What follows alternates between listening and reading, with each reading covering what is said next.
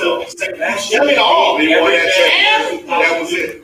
Everything. He's done everything. He's scored on assist. The only thing that can cap off his career is becoming Mr. Basketball. So why is it that when I watch Ron Odom, I feel like he's the best player?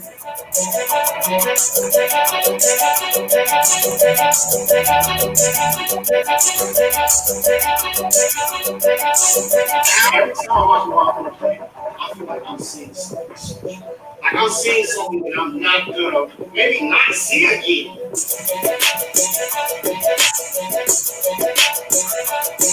Said that for a long time, BJ Boston was my favorite high school player in Georgia. I don't get that feeling that I'm seeing something I'll never see again.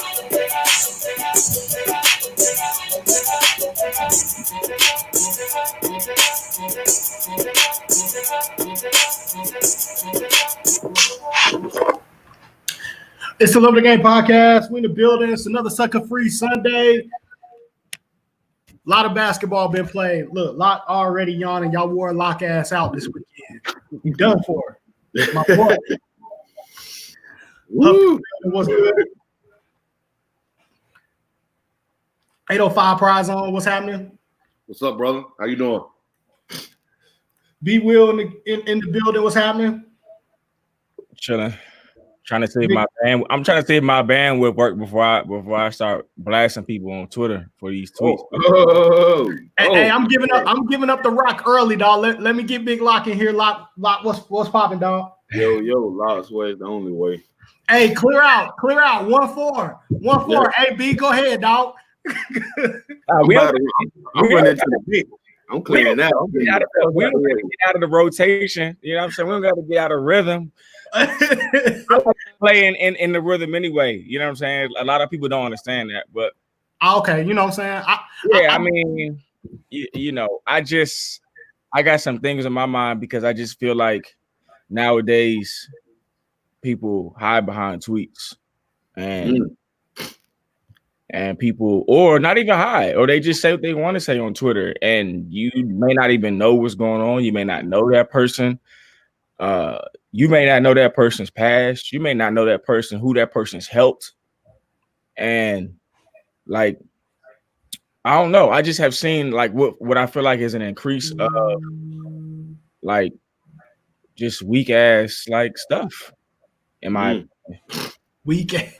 And that's the lighter, like that's the lighter version of what I really want to say, but I'm not gonna say that. But you know what I'm saying? Like hey, go ahead, Bryce, get it off. Nah, I'm just saying, like, I'm not gonna go on Twitter and talk negatively about what another coach or another program is doing, especially who is trying to help black kids, black boys get to the next level. I don't care if he's the worst coach in the world. I don't care if he hasn't sent anybody to college, or I'm not gonna do that. And you know, to me, it's just been an increase in that type of those tweets where people are like, they feel like they have the space to critique people when you don't. And you probably haven't done anything yourself.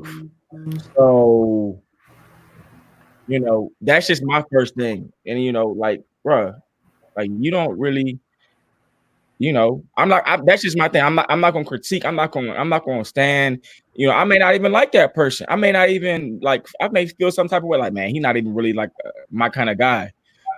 But I see what he's doing and I see what kind of work he puts in. So I'm not going to talk bad about what he does. But there's a lot of people who just kind of like new in the game or feel like they need to, like, you know, and nobody want to hear that, bro. I don't really want to hear it. And to be honest, like, I'm going to leave it at that. My second thing is, I got a lot of things, but I'm gonna let y'all get to y'all things. But, you know, my second thing is, bro, like with this basketball thing, man, like people be too emotional. Talk about it. Talk about it. And like, look, man, like I lose games, I win games, y'all lose. You know, I mean, we all lose games. We get heated in a moment, but especially for like AAU and stuff, we know what it is, man. Like, hey, are we going to talk about right now how much college coaches don't care about your AAU team winning or losing a basketball game? Is that what we're going to talk about? Because I'm ready. I mean, Well, I think it helps if you win games, and that's how I try to tell the kids I have. And the more games that you win, and the more that you play together, everybody does well. Everybody starts to get recruited, in my opinion. You're tying winning with how you win, because that's important. What you just said, everybody playing together. But at 17U, in those dog fights, you have to play together to win games. Offensively and defensively. There's no like, oh, I'm going to just win the game by myself. It does not work like that. And you have to have 5 dudes who are locked in on the floor at all times, because we have seen what it looks like in those tournaments when you're playing against high-level dudes. So that's just my thing. It's just like, yo, you want to go to college? We trying to help you get there. You got to win games to get on those courts. You got to win games to get tweets. It helps. It does help you if you win. Now, if you do lose by a couple points or maybe 5 points, no, it's no harm against you probably, but it does help if you have good weekends. I would say that, and I agree with Club Orange, that winning keeps you on the ESPN court and it helps you get better games. But I will also say, though, too, how you lose sometimes is important. That if you play the same way and you're still playing good basketball and the other team was just better than you, but you're still sitting down on defense, you're still rotating, you're still talking, then you're still going to look good even if you lost. But here's the thing, Mondre. Here's the thing. If you have kids and a team that does that constantly, and they sit on defense and they have those habits and they want to grind out wins as a group, they're going to do it every game. True that. And if you do it every game, you're probably going to win because you're probably grinding together. Good point.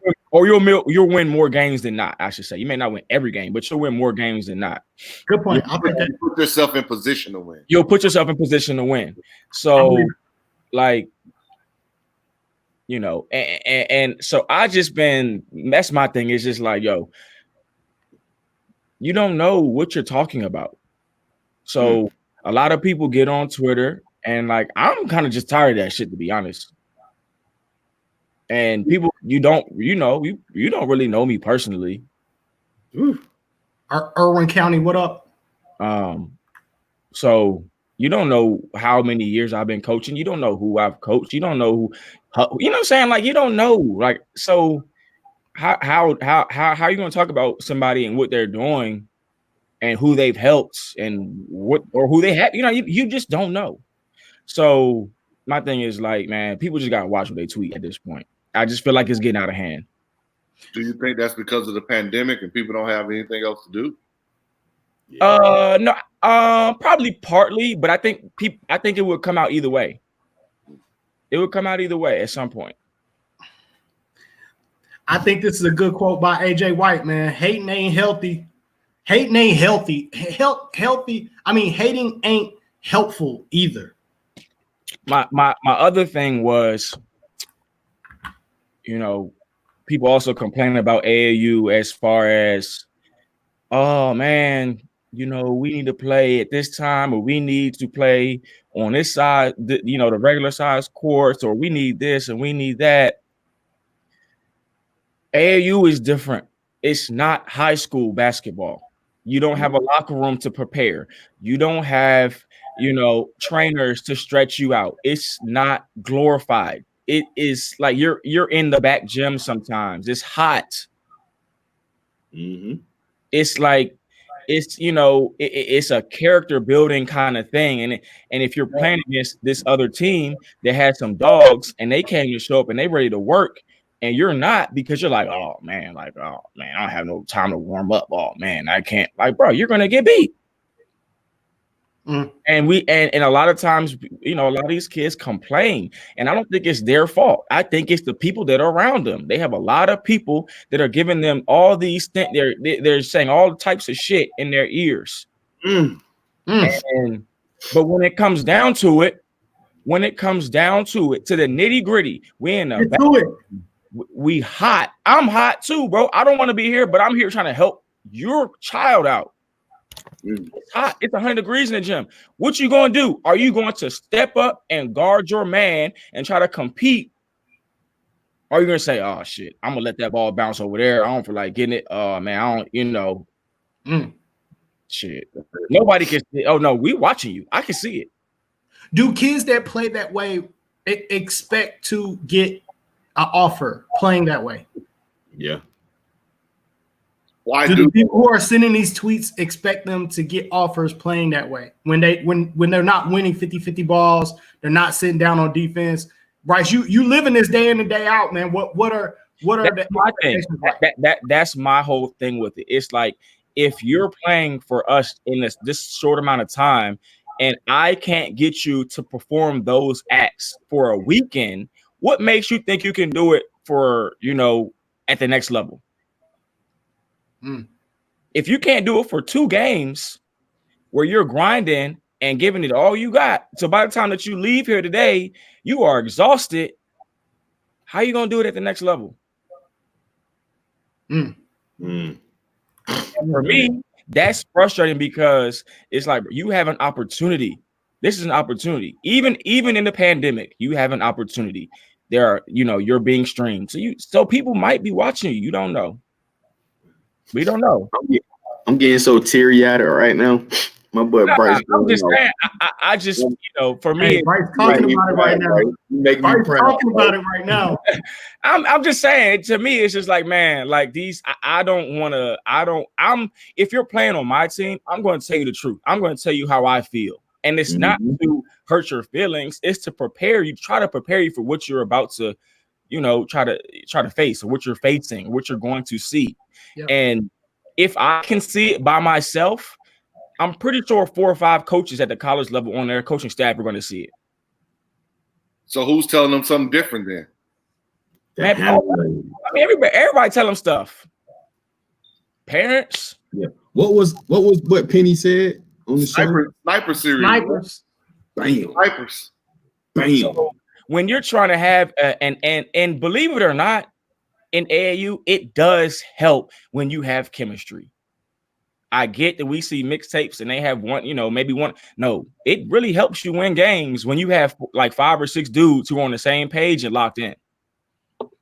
I love when Bryce have a good game. When Bryce gets 20, I know we're gonna win. Real shit. Yeah, I can't find the wrong. Hey, I'm trying to find the lie, Bryce. Ain't no lies being told, dog. This real shit. Now, I'm not gonna sit up here and say like, I'm the best coach or I have this. I don't believe that, but I do believe that I am solid enough to tell kids what they can do to get to the next level and how hard you have to work and so on and so forth. Bryce, talk about it, bro. Look, man. The last couple of years, as far as independent teams with the record that you guys have had and the kids that you guys have been able to help who didn't have offers before they came to you, I think that you're somebody that deserves a certain amount of respect when it comes to what it takes to get an offer in the summer. I feel like, the kids that have bought in have been rewarded. Man, I think we can name a few. Yeah, I don't want to even. I'm not. That's not what I'm here for. I'm not going to sit up here and do that. But that to me, that's what that's what it's about, bro. Like, this is a character building thing. You want to play in arenas, you want to play in there, but you can't play here and earn it and grind it out. I see a loose ball right there on the floor. I can probably dive from here and get it, and you didn't even try to get it. I think this is a good question. We got a parent from a kid that is an absolute goon. But what about when you win, but the players don't have any discipline? I think what you see that a lot, especially at the younger levels, you see that a lot. For me, I have gotten to the point, and I got to this point last summer, where if I felt like a kid was not playing their best, they're not competing, they're not defending, they're not doing something, I took them out. And they sat down, and there's nothing, and there's no debate. I've told you once. I probably told you twice. I might have told you 3 times. That's way too many times. Facts. So, you know, like I said, man, a lot of it is effort. A lot of it is making the right decisions on the floor. And no, you don't have to win every game, but you're here to compete. Like, you're here to try to get something out of this. And who would I be if what kind of person would I be if I just say, hey man, like go ahead, dribble the ball 15 times and pull up, and we'll see what happens.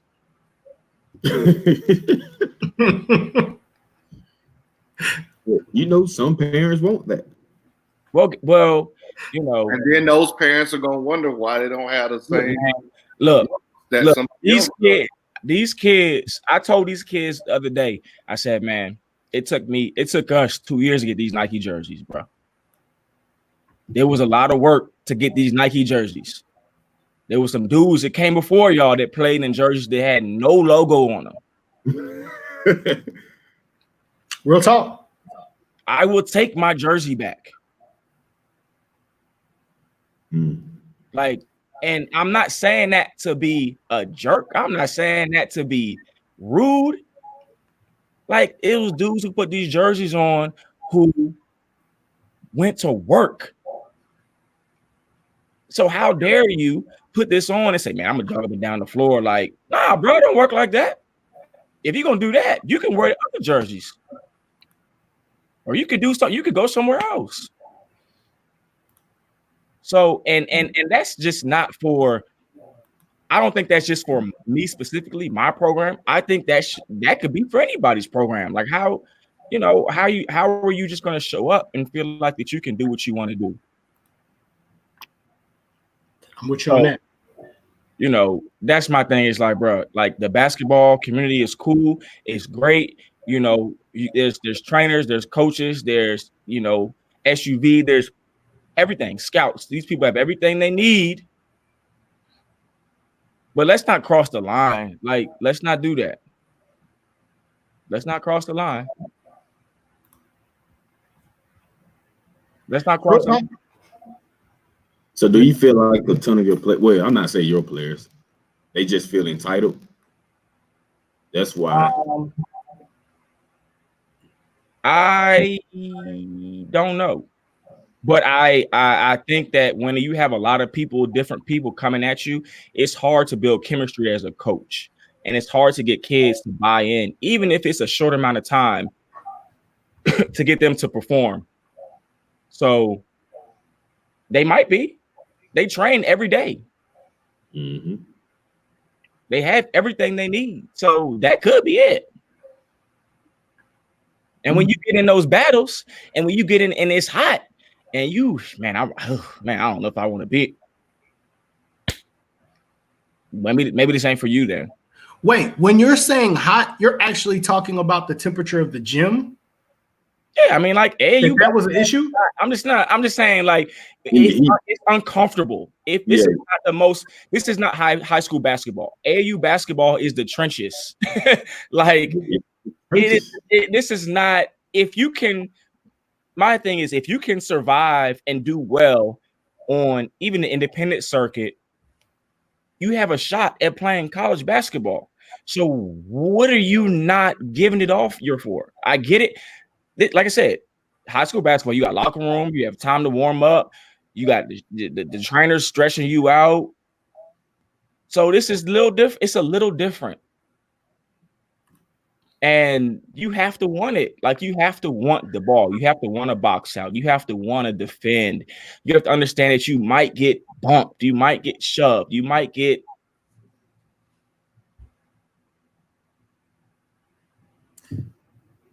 Hey, man, I'm sorry, Bryce. I'm a little shocked that we talking about the actual temperature of the gym, though, man. Like, people complaining about that, bro. Like, no. They're not necessarily complaining. I'm saying that's not my point. My point is, it's uncomfortable. It's not always easy. It's not like, okay, it's not. I go to school.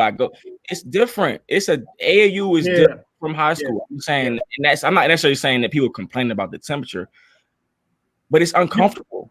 Right. Okay. You're talking about just the environment is different. You don't have your routine. Yeah.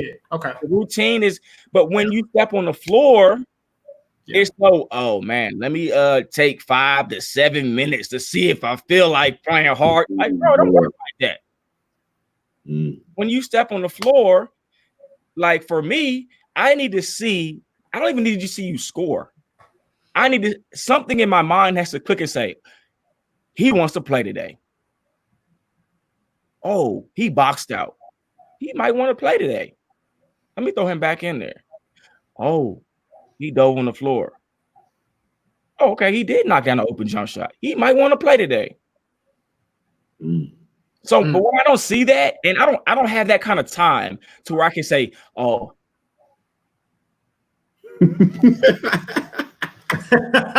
Bro, that doesn't work for me.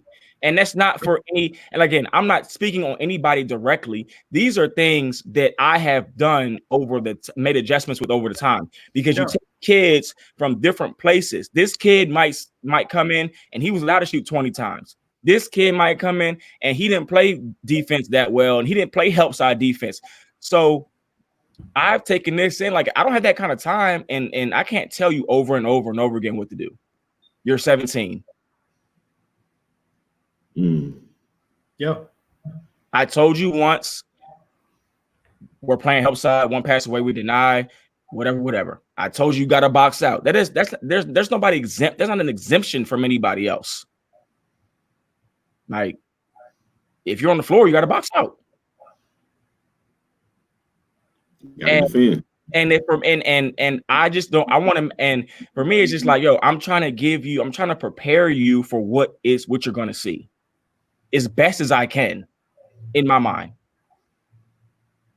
And to me, like, I don't want my time wasted. Like, I don't want my time wasted. You ain't got to be Michael Jordan. You ain't got to be LeBron James, but bruh, show me that you here to work.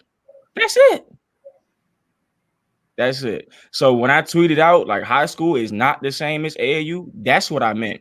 I didn't mean anything about the number of players you have and how big the floor is and all that stuff. I'm talking about, are you here to play basketball and to work and try to get to the next level? Playing for something, for sure. Hey.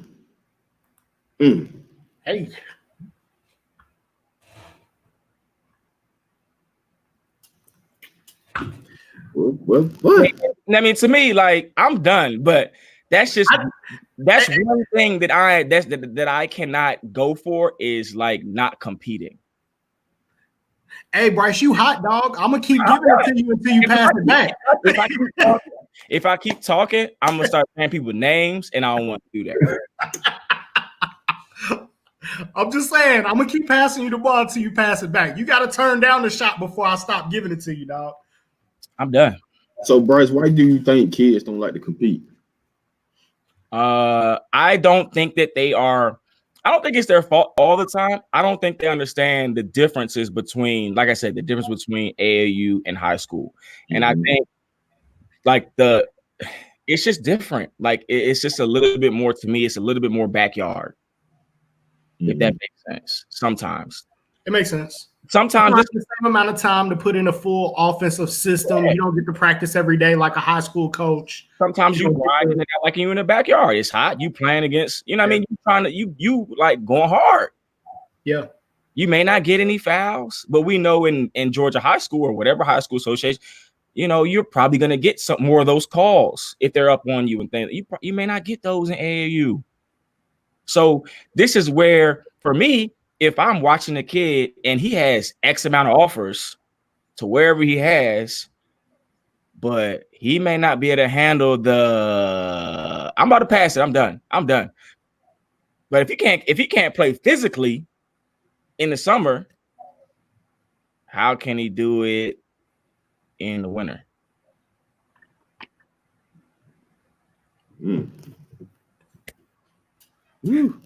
Hey, Bryce just gave y'all 40 in the first half, like Klay Thompson gave you 40.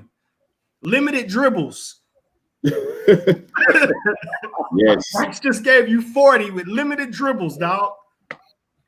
I'm with you, though, B. That's a lot of good shit. It's a lot of good shit to unpack right there.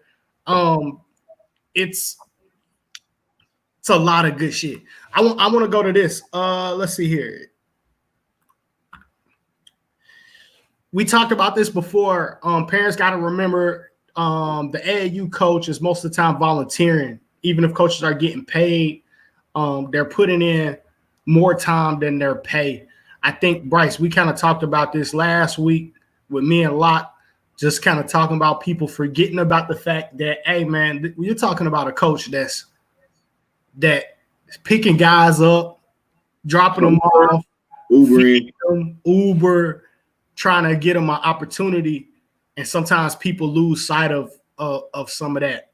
They want their kid to play well so well that they gotta find an enemy. They gotta find a bag. They gotta find some place to put the blame.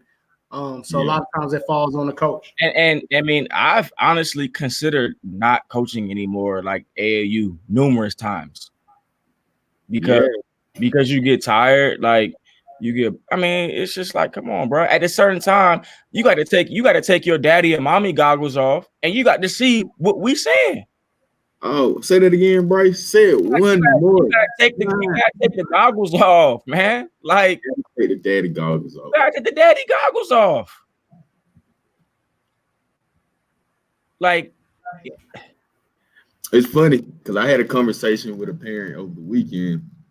I think I watched their son like the first half, and I didn't catch the second half. So once the game was over, I was like, "Hey, man, how did your son finish up playing?" He was like, "Well, he played all right, but the coach did this, the coach did that, the coach did this." So I said, "Well, I seen the first half. The coach didn't turn the ball over. The coach didn't miss those." I don't know what happened in the second half, but when I watched that first half, I'm like, your son wasn't doing what he's supposed to do. So how you gonna blame that? I think parents need to worry about what they can control. They never say, "Hey, man, my son didn't have the best game, but we need to go work on this. We need to go work on this for the next game." They are so quick to blame the coach, and like you say, the coach is adjusting throughout the game. Because your son's not performing well, it's not always the coach's fault. Maybe your son just had a bad game, and it happens. You can admit to having bad games, just improve the next game.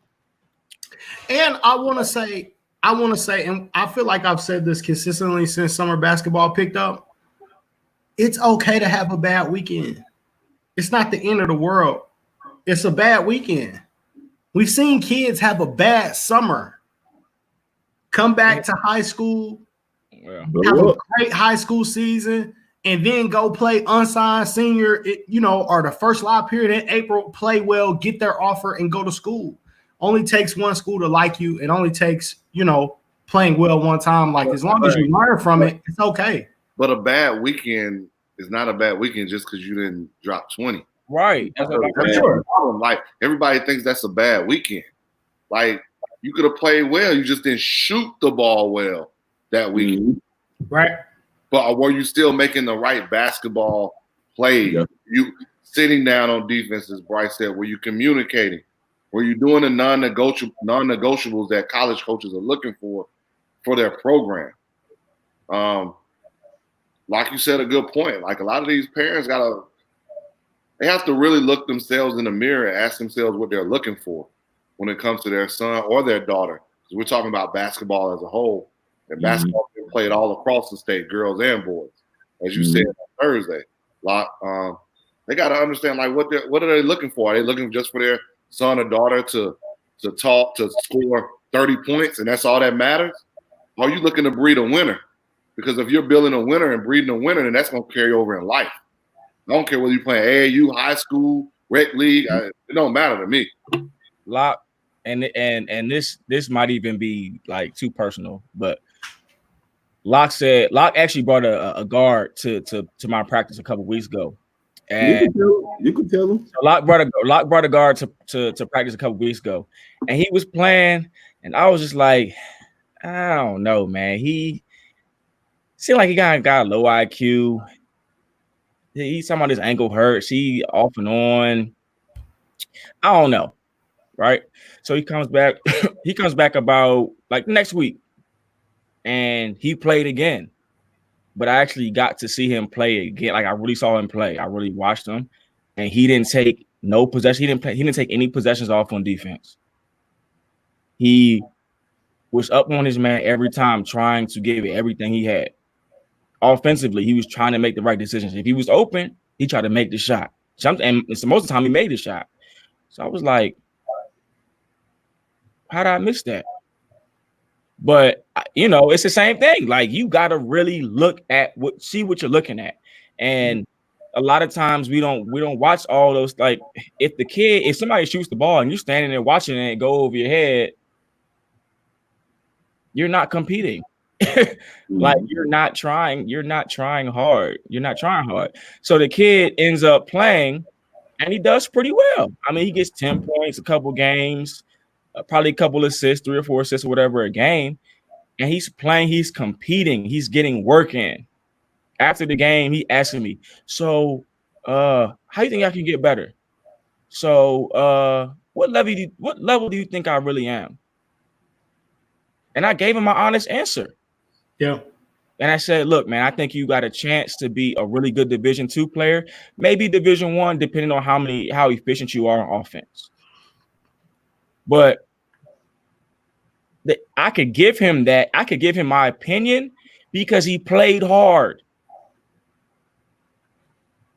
He gave everything he had. So I could really, as a coach, I could fairly evaluate him in my mind and say, man, you're pretty good. But here's the things I think that you need to change or do better, to try to get to the next level. In the end of the game, you're a point guard. You got to go get the ball and win the game, make your free throws.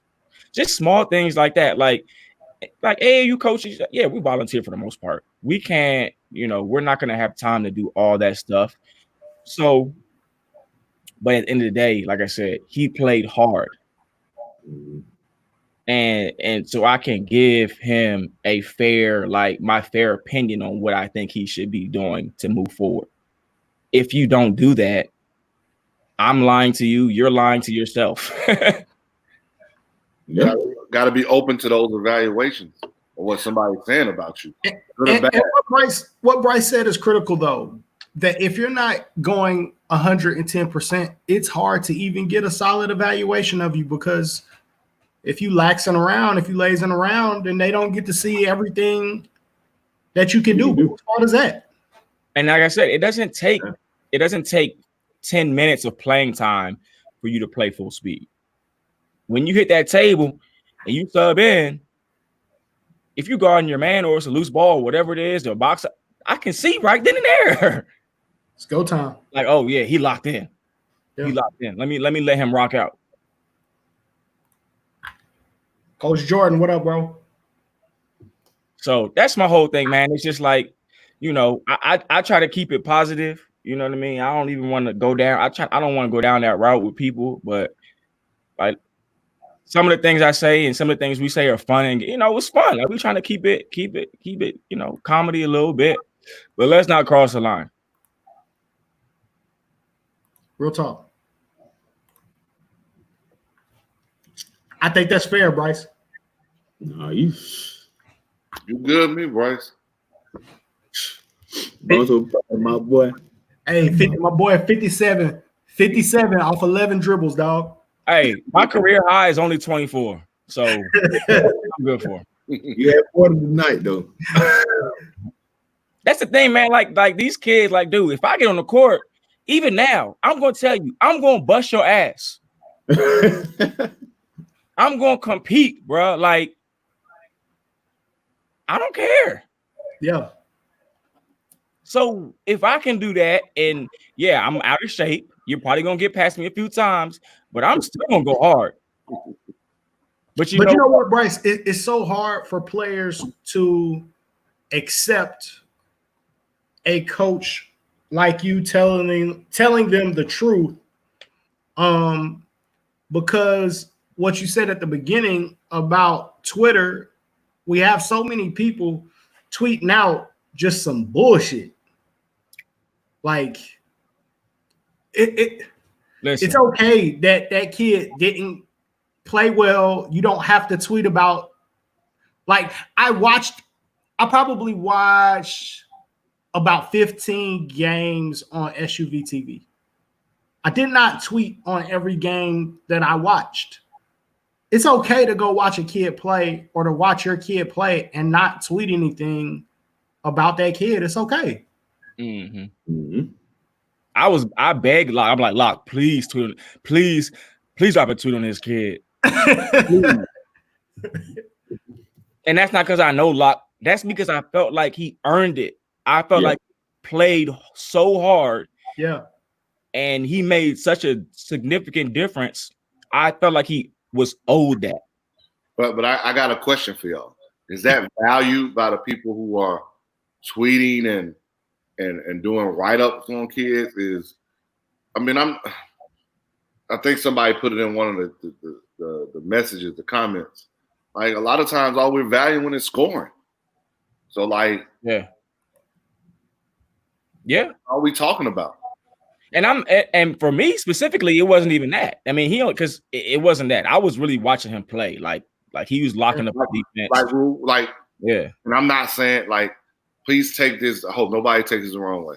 I'm just going back to the weekend I was on the mic at SUV TV, and I watched a kid who scored maybe 9 points, but he also had 7 rebounds and 6 assists. Mm-hmm. Yeah, no one was talking about him. But everybody. What team?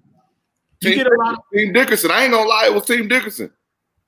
JoJo Peterson is not going to be a 20-point scorer on every night. Yep. Can he drop 20 for you? He can. But the issue is nobody's going to talk about the 9, 7, and 6 a kid has. And that could be anybody. And not just JoJo Peterson. They're going to talk about the 26 that somebody may have taken 25 shots to get. You got a lot of stat sheet tweeters. You got a lot of stat sheet tweeters. And I've been don't know who they tweeting on until they run and look at the stat sheet. I've been tweeting out, I've always tweeted out kids' points and stuff like that. I've been doing that for the last 3 years. Yeah. That's just, it is what it is. But we've had this conversation, Bryce, all 4 of us. What translates? Yeah. That 25 points that that kid scored translate to the next level. And how does it translate to the next level? Yeah. And I don't want to knock everybody because you can get fooled by a kid. You can go watch a kid, and here's the tough part about this shit. When it's 100 teams in a tournament, you might not be able to watch every game that a kid plays. So the game you see him play, he may have played well. I tweeted out about Randy Brady this weekend because I felt like he was playing under control, moving the ball, getting his teammates involved. He played well when I saw him. Mm-hmm. I speak for the games that I didn't see. But I guess so. I'm looking at it in more than one way. That's why if I was back in my college coaching days, you got to watch more than one game. You got to watch for sure. You got to watch more one weekend. You got to watch more than one weekend. I think sometimes for me, and I'll let Locke chime in on this. I know for me, sometimes when I see a kid working on something and trying to improve, right? Sometimes I send a tweet as an acknowledgement or a congratulations of sorts to say, hey, you know what? I've been watching this kid. This kid is trying to learn how to be a point guard, how to be a facilitator, and he did a good job at that this game, right? Yeah. Especially when I know the kid didn't score a lot. And like you said, Huff, Randy Brady probably wasn't going to hear that a lot from many people because he didn't get 20, But so sometimes I try to throw some of those tweets out there to encourage a kid to keep going in that direction. You know what? What I've been looking for out of these kids and what I haven't seen so far, it's only a few, and somebody actually just commented on it. For me, I haven't seen the maturity. I see the skill set, I see the athleticism, but where is the maturity? Where is it? To me, I just haven't seen it. I haven't seen it. And now there are some kids that are on the court that are extensions of their head coach, like Sutton Smith is one of them. And when I had Sutton Smith, I didn't lose many games. We talk about Sutton all the time on this show, man. We love that kid. And like, I almost rode Sutton to the wheels fall off in middle school, 6th, 7th, and 8th. Probably 2 years. Like the dude knows the game, so he knows how to win basketball games for you. Yeah, high level basketball player. He knows how to win high level basketball games. He knows when to make the bounce pass. He knows when to go make his free throws and go home. He knows when it's time to call a play and change the pace. Oh, it's getting out of hand. Let me run something real quick. Sutton's one of those guys we talk about where, like, if you make 2 in a row, you're going to get that third shot when Sutton's on the floor and he's your teammate. He's not going to come down and jack some stupid shot. Yeah. But like you've been handling this Twitter thing for a long time, man. What say you about? Yeah. Like I know I can't name by other people that tweet, but I know with On the Radar, we acknowledge when we see someone improves. You see that in our tweets where we say, his game improved every weekend, like a Mason Lockhart from D Favors. I've been watching him since back open. He's getting better and better. And like I said, one thing that I noticed over the weekend, he's passing. He has great court vision. That's something that I didn't notice during the camps or the previous weekends. But this past weekend, when he was getting double teamed, he's kicking it out to his shooters and he's reposting back up. There's something that I had tweeted out that I didn't see previous before. Another thing, like the kid Cohen Carr, he shot the ball a little bit better over the weekend that I didn't see. Especially Jeremiah Edwards, a lot of those kids that I watched. And so that's something that I think we stoke as guys that tweet. We need to acknowledge on their game and let them know, like, because once they see that, once you acknowledge that they have improved, that's going to make them even work harder because they seen that their game has improved. Yeah, I think Cohen Carr is going to be special. I mean, here and you just reminded me too. You can't fool college coaches. No, not for long. Because at some point you're gonna get on campus, they're gonna send your ass home. But here's what I mean. Here's what I mean by that. If I'm a point guard or a combo guard or whatever I am, and I'm taking or not making the right pass or right play, I'm not hitting ahead in transition. Whatever, it's very obvious. Mm-hmm. So you're not going to get out of what you want because you are cheating the game. I get it. You want to score. Yep. You want to get on the board, but you can't fool people. Let's throw this out here too, Bryce, while we talk about fooling people. There are over 700 players in the transfer portal right now who do not have a college home. 700 for various reasons that are in the transfer portal right now that do not have a college home. We're talking about hundreds and hundreds of Division I basketball players. Some who are, we always talk about the players who are trying to get in the transfer portal and get a new situation. We don't often talk about the players who have been asked or told by their coaching staff, hey, you need to get in the portal because you ain't going to make it. That's happening. It happens, yeah. It happens. It happens, yeah. A lot. You just gotta hope that you land somewhere else. You better just hope that coach that you was ignoring 2-3 years ago.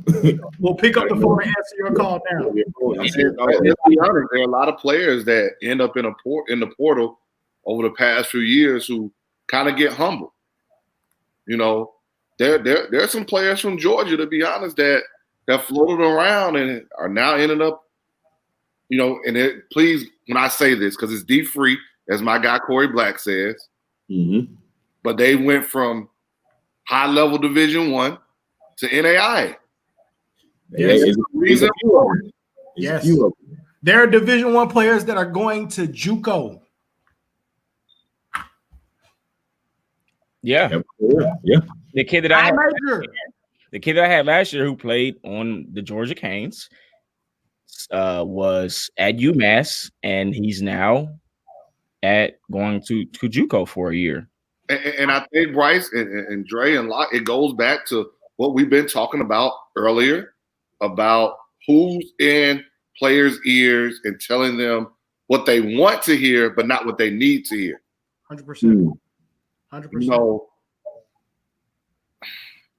There are very good basketball players, and we were talking about this in the group chat, Huff. There are very good basketball players, guys that are close to the top of their class in the state who are D2. Well, at some point, we got to have that uncomfortable conversation that for some of those guys, their best bet is Division II, and that's not a knock. And we've got to start having real conversation. We had this conversation earlier. We're in a time right now of unknown. Yes. Yeah. So previously you waiting to the spring because you didn't have what you wanted may not fly right now. Yeah. No. So you can't keep waiting on, man, I'm hoping these dudes right here see me so I can get – no, man. I told the coach. If you keep waiting, even if we have a season, why is a college coach going to choose you? I'm going to just take the high major. Why is a college coach going to choose you as a high major when they possibly can get a transfer who's already played at a high major clip? Or a JUCO kid that's a grown man. Or a prep school kid that may have played a tougher schedule. I mean, or a European kid. Like, keep going down the list. I think LaVelle Moulton said it best. High school kids are 6 on the list. 6. Grad transfers, JUCO, prep school, You got to international player. That makes you 6. Yeah. So when you decide, well, I'm going to wait till the spring, please understand those offers that you had in the fall are probably not there in the spring because they moved on. And I want to say one more thing, and then I'm going to get a ball to Lock, and we're going to get the hell out the way. To touch on what Huff said, the other thing, too, is that college coaches feel like part of the reason why they're devaluing the high school athlete is because you have too many people in your ear telling you bullshit, and they don't think you're going to stick it out. Mm-hmm.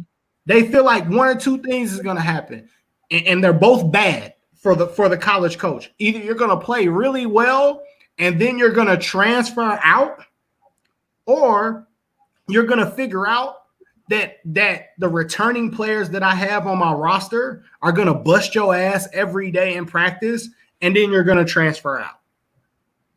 So they don't value you because they don't feel like that you're going to stick to it at all. And to Ray G's question, to me, the goal should be 4 for 40, which means 4 years for what's going to happen to my next 40 years. Because everybody can't go play pro.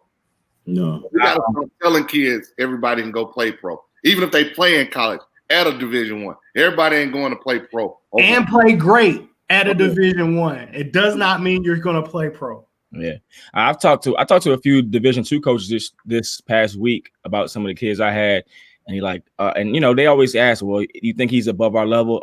Absolutely not. Absolutely not. Especially now. It's like, you know, like Huff said, we don't know what's going on. So if I were you, if you see one that you think you like, I would jump on him and try to get him because he'll probably take it. I mean, we're going to have one or two things happen right now as far as recruitment. Either everybody's going to go higher than they're supposed to because there's not enough evaluation going on because we haven't played enough games, or everybody's going to go a notch below what they were supposed to because going back again, there's not enough evaluation to get the bump up. Now, everybody talks about which one is better, you know. If we know what and Mondre and Locke, you guys, we know what a real live period looks like. Yes. Oh, yeah. And yes. It's different than a live stream. Let's be real. Way different. The evaluations, and I'm not taking anything away from that, but the evaluations of a kid, of a prospect, look different in person. Yeah. That's what I meant by live streams. Like, we're doing their event organizers and promoters are doing what they have to do during this time. Right. Put the live streams out, but a live stream versus sitting there and watching that kid live and I'm putting my eyes on him It's totally different. One of the things that made like Terrell Ard special was when they walked in the gym and they saw him. They're like, whoa. Before he even played. Oh, whoa. Physically, he's ready to go right now. Right now. Let's be honest. Like, if this was Terrell Ard, this right now, during this situation, I couldn't tell on a live stream how tall he is. No. I can't tell how cut a player like big he was. You came and watched the game early in March of last year at Wheeler. I remember. Yeah. I remember. He was at that point, he was different. Like after high school, and you started seeing him work out. You wouldn't have been able to. I don't think you would have been able to see that until you saw him in person. Like, okay, dude is like 6'8", 205, and he handled the ball. Yeah. So, all right, we ready to pitch that thing a lot up ahead for the 3. I'm passing it back. I just want to rebound. No, I do got something to say. Hey man, AAU coaches, I put this tweet out. If I ask you to fill out the stat sheet, please just don't put the first name. Or just the last name. Just the last name. I'm guilty this week because I ain't put no name. I just put their numbers on it. Kept moving. Yeah, but if I would have asked you, hey coach, who this kid will fill out the roster sheet, you would have done it because I know coach is always in a rush. I get that. So this was after the game. This was after the game. Where I'm like, okay, cool. I marked the kid numbers down. All right, coach, fill out the roster sheet for me. So I take a picture of the roster because sometimes I forget kids' names. So I always just take a picture of the roster sheet and I mark the kid's number and I can go back and look. So I told him, I said, hey coach, fill this out for me. I'll be right back. I get back, I just see the fucking first names. So you know what I did? I just folded it up, turned the stat sheet in. Like I can't do nothing with it. Can't help your kids. One thing that I found that's helpful to coaches, if you're not gonna do the roster sheet right, put your roster on Twitter or social media and pin that tweet to your organization name. At least when we're doing our homework, we can find it. Hold up. Bryce cost some hell for that. I cost him hell for that. And it wasn't even his fault. They had put the year down wrong. For a kid, you don't remember Bryce? They had a kid as a 2021, I think, or 20. They had Robert Dixon. He's supposed to be 2022, and my edit guy actually put him as 2020. Man, them folks was out my head, man. that we can overlook, Bryce. That ain't that bad. And Akeem, you cool because I asked you to do it after this game, and you went ahead and filled it out for me.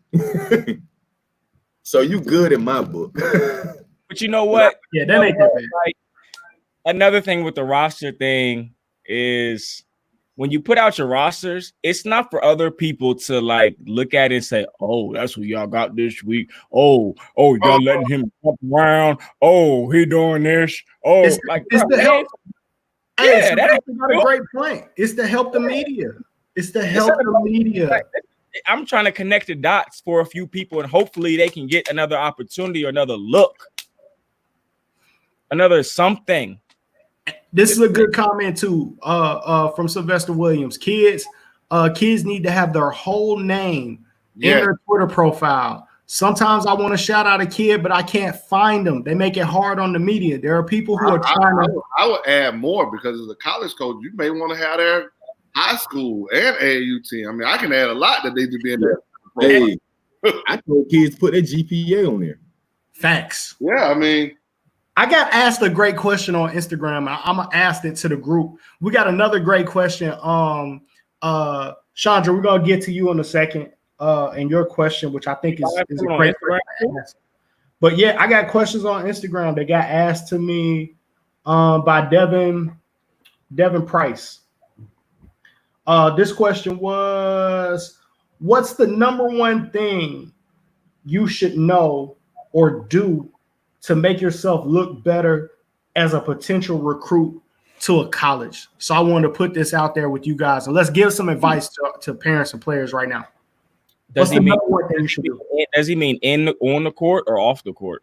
I think he just means anything. He was looking for, I think he's going to be putting together a video of advice to kids, organizations, and parents, and was asking everybody for the number one thing. But I gave him 3 things, but I just wanted to toss it out to you guys as far as like, what do you think some things that they could do to make themselves more recruitable or a better prospect?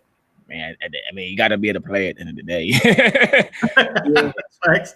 And then if you play and then you making the right basketball decisions, I think that gets you the conversation started.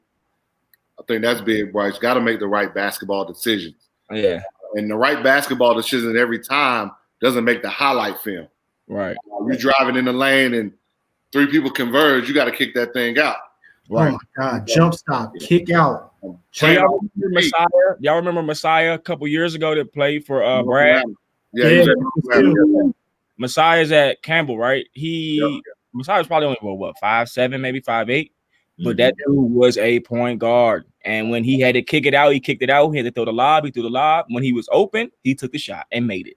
Hey, what is this thing that kids are doing, driving one way in traffic and then trying to spin the opposite way in traffic and just throwing the ball up in the air? What the fuck is that? Oh, you're talking about that overhead pass, like that shit right there? Oh, my God. Yes. Is it a pass? Is it a shot? I can't even tell. Yes, that's what they work on when they train. They work on in their training. So as we move to that, something else the guy can add is and somebody can tell me I'm wrong, but this is what I believe. You got to play to your strengths, man. When the lights come on in the game, play to your strengths. Yeah. Not your weaknesses. Like, I'm being honest. Don't show me what you've been working on when the lights come on. Until it becomes a strength, meaning you don't work enough where I don't. If you're not a jump shooter and you don't put up your 1,000 shots and you making them on a regular, or as somebody I heard speak the other time, you can beat the pro in the gym, with the shooting drill. Like, come on, man, just play to your strengths.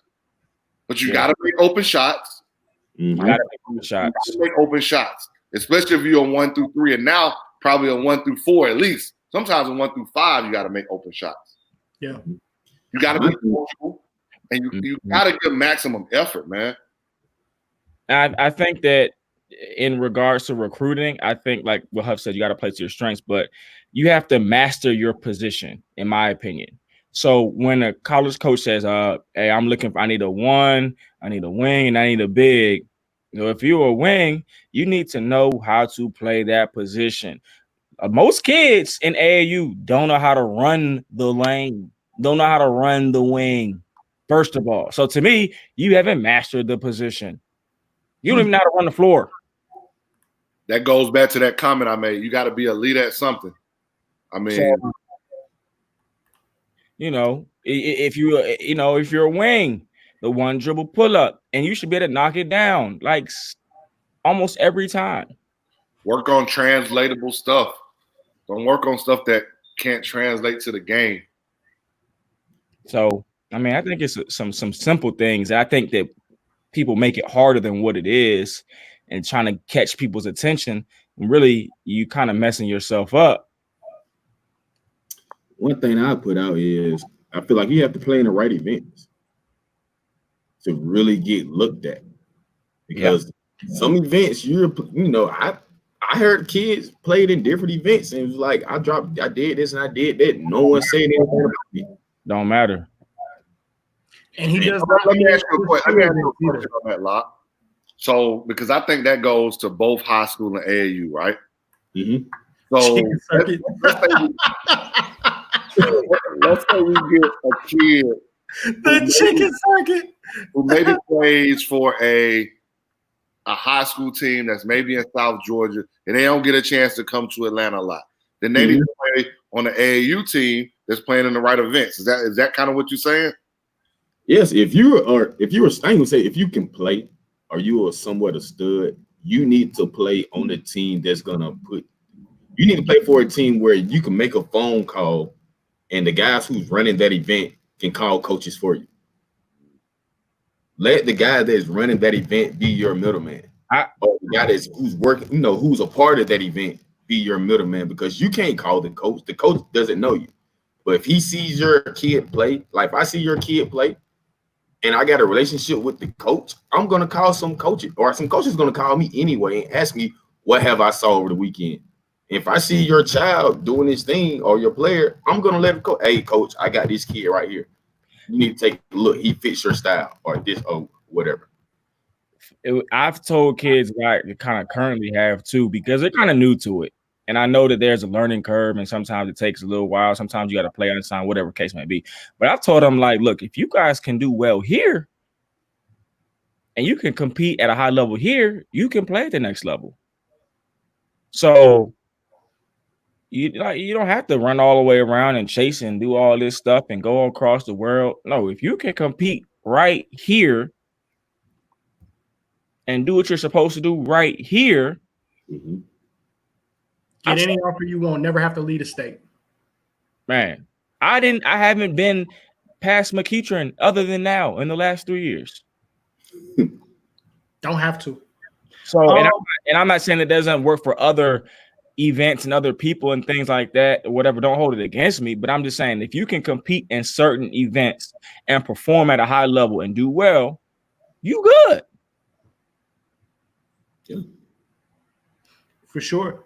Got to be put in the right situations. Manny Harris is a prime example. He came up here and got it out the mud. A couple of things that when I answered what I said to Devin was number one, I put full name, high school, AAU team, position, height, GPA on your social media account. That's everything that a coach needs to know and is going to ask at a glance, right? How tall is he? Who he play for? What high school we go to? Like that needs to be on your social media. Number two, I put playing hard is a skill. And number three, I gave him was that bad body language will steal more offers from you than your point total will get you. Arguing with the refs, arguing with your coaching staff. What do you look like when they put you on the bench? How's your body language coming on and off the floor? If you think somebody won't deal with that and that's how they feed their family, you're sadly mistaken. I will add one more thing, kind of going back to what Locke said. Whoever you're going to play for, whatever position best suits you at the next level, hopefully they're playing you at that position one way or another. For sure.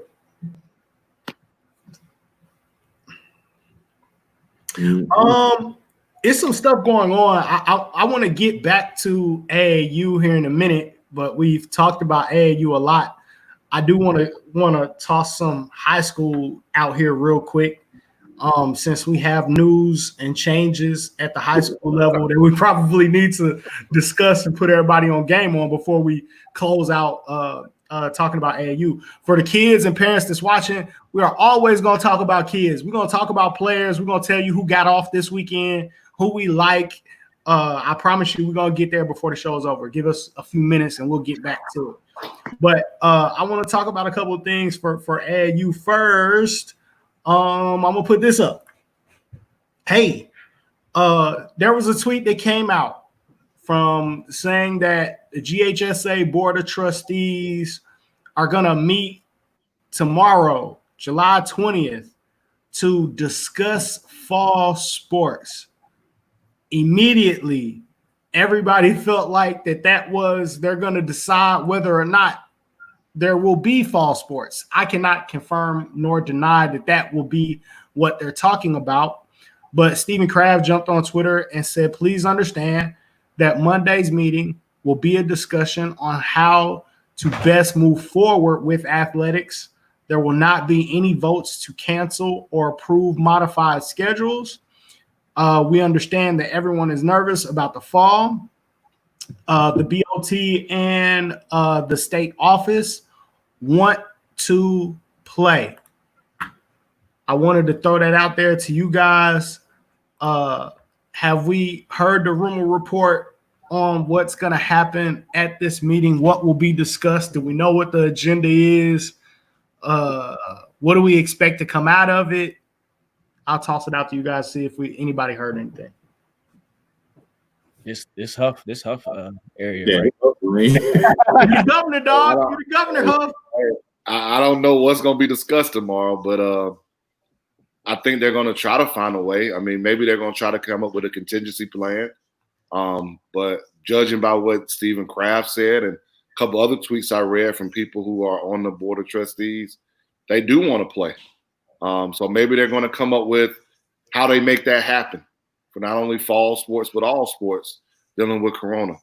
I don't want to make any statements that are unfounded, but judging by that, if you just go by what they said, it doesn't look like they're saying, well, we're going to cancel fall sports. It doesn't look like they're saying we're going to do this. Now, that could mean they may go to some other models that some other states have done and flip fall sports to spring, even though I heard that's not what they want to do, or maybe go to some modified plans where you play a condensed schedule. I think we're just going to have to wait and see on this one.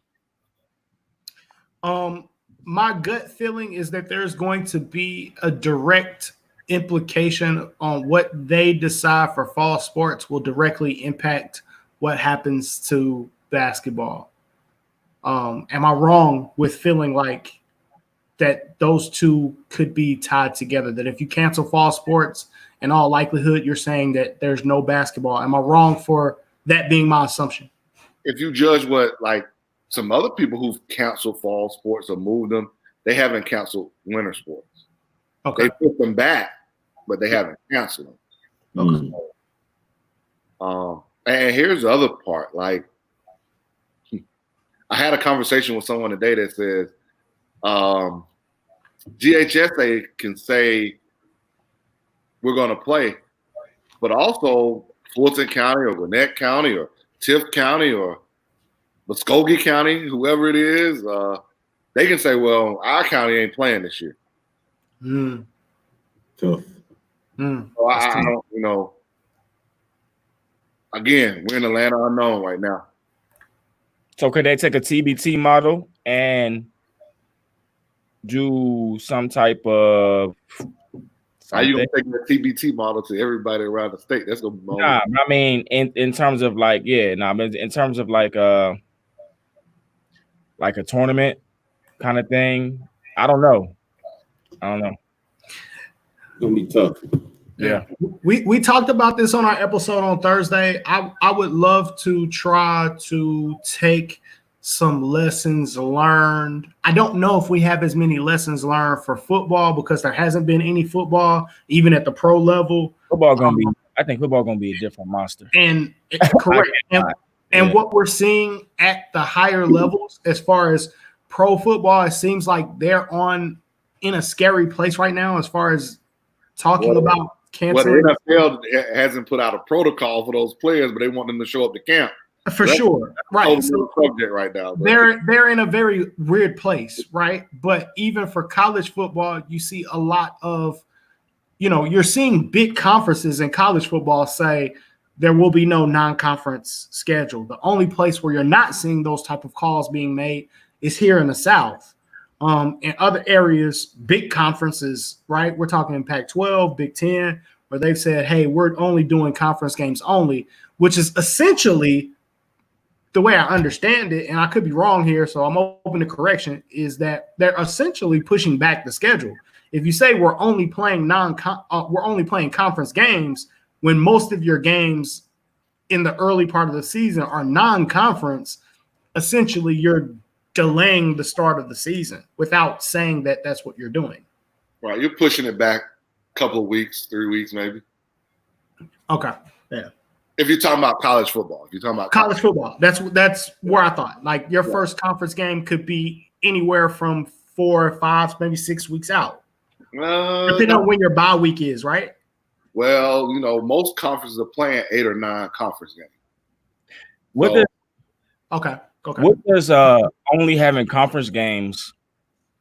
You save on. Well, you cut down how far maybe you have to go.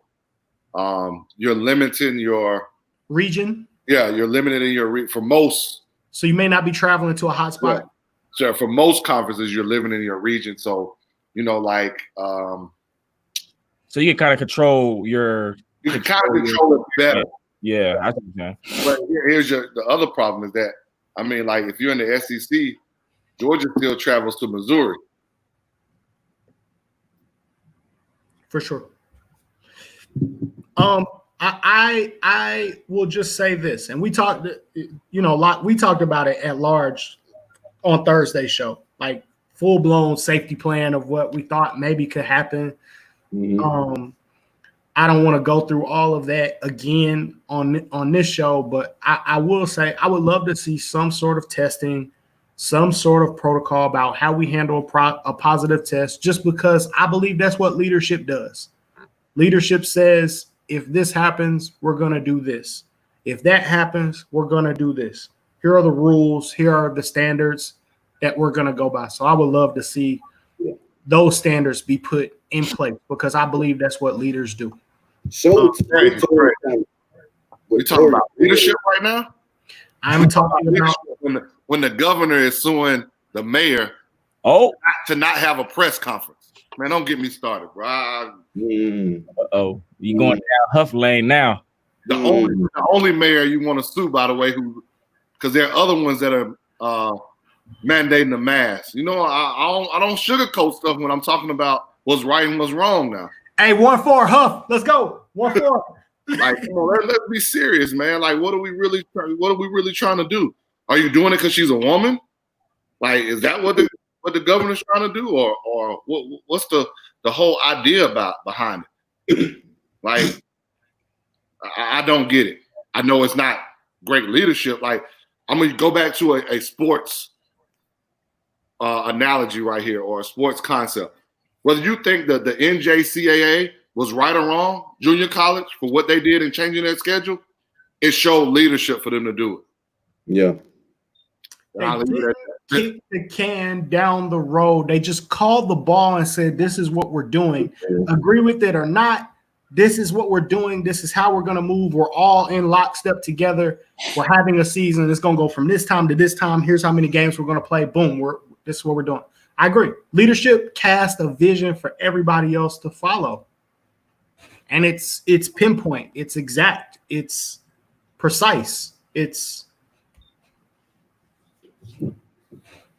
write down the vision, make it plain. Lack of leadership has been exposed throughout this whole time period from multiple people. Locke, go ahead, big dog. Go ahead. I see you in the corner, Locke. I keep giving you the ball. You ain't shooting. Nah, I'm reading text messages. You're right. A lot of people watching this show right now. So you ain't gonna say nothing. You ain't gonna talk. You gonna just let everybody else go 1-4. Hey, I've hit Locke open in the corner 4 times. Just by the way, Locke is a 6'4" forward. You go and rebound. Yeah, you go.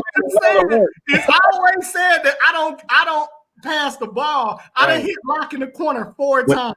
When I mean pass, I mean throw the alley-oop. I ain't trying to catch and shoot. Hey, he just in a dunker spot, dog. That's all. I'm just a finisher. Double drive dunker spot. Yeah, finisher. All right, Locke. Coach Washington says, if you are a top football player, do you play? I don't know. We can all answer that question personally. Go ahead. I think if you're about to be draft eligible. No, you're talking high school or college? What are we talking about? High school, college, or pro? Which one are we talking about? If you're high school, you're playing. Coach Wash, talk about it. High school kids probably gonna play. They're gonna play. They're out there with their teams right now. Yeah, they're gonna high school kids. They go to helmets tomorrow. What are we talking about? Like, let's be real.